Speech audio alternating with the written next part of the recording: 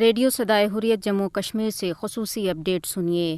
مقبوضہ کشمیر کی تاریخ ساز شخصیت اور عظیم رہنما سید علی گیلانی سری نگر میں اپنے گھر میں نظر بندی کے دوران شہادت کے درجے پر فائز ہو گئے۔ بھارت نے سید علی گیلانی کے مناسب جنازے کی اجازت نہیں دی اور سری نگر میں سخت فوجی محاصرے کے دوران انہیں سپرد خاک کر دیا۔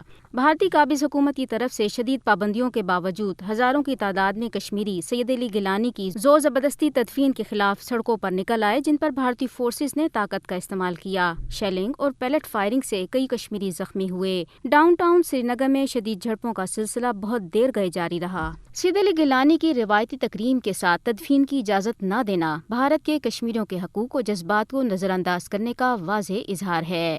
بھارتی قابض حکام نے سید علی گیلانی کو سری نگر کے مزار شہداء میں دفن کرنے کی ان کی خواہش کے برعکس حیدر پورہ میں زبردستی دفن کیا۔ سید علی گیلانی اپنی پوری زندگی جموں کشمیر کے پاکستان کے ساتھ الحاق کے پرجوش وکیل رہے۔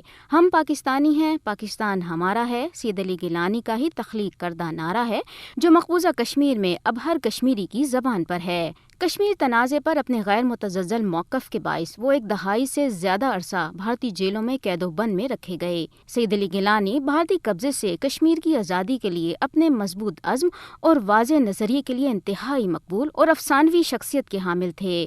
کشمیریوں کے دلوں میں آزادی کی چنگاری سید علی گیلانی کی طرف سے جلائی گئی ہے، جو بھارتی بندوقوں اور گولیوں سے نہیں بجھائی جا سکتی۔ بھارتی حکومت نہ صرف مقبوضہ کشمیر بلکہ بھارت میں بھی حق کی آواز دبا رہی ہے۔ مودی اور ہندوتوا کے کارکنوں نے بھارت میں بھی صحافیوں کو ڈرانے اور دھمکانے کا ماحول بنا رکھا ہے۔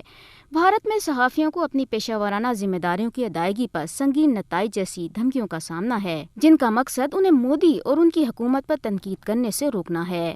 بھارتی صحافی کرن تھاپر کو تقسیم برصغیر کے دوران جموں کے مسلمانوں کے خلاف ہونے والے بڑے پیمانے پر تشدد کو بے نقاب کرنے پر ہراسانی اور دھمکیوں کا سامنا کرنا پڑا۔